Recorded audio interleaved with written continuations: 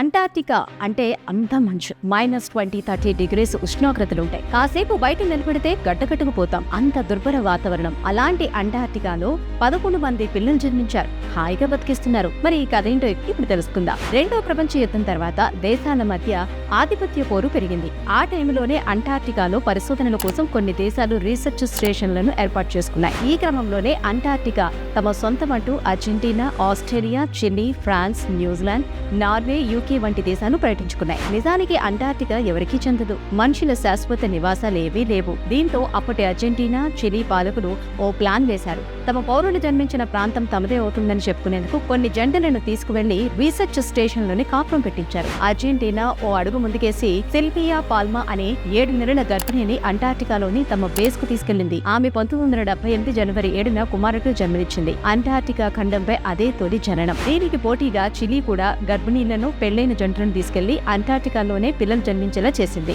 ఇలా ఇరు దేశాలకు చెందిన 11 మంది పిల్లలు అంటార్క్టికాలో జన్మించారు. ప్రపంచ దేశాలు అర్జెంటీనా, చిలీల తీరును తప్పుపట్టడంతో ఈ పిల్లల పోటీని ఆపేశాయి. అదృష్టం ఏంటంటే అంత దుర్భర పరిస్థితిలో పుట్టిన పిల్లలందరూ ఆరోగ్యంగా ఉండటం, తమ ప్రాంతాలకు సురక్షితంగా తిరిగి వెళ్లిపోవడమే.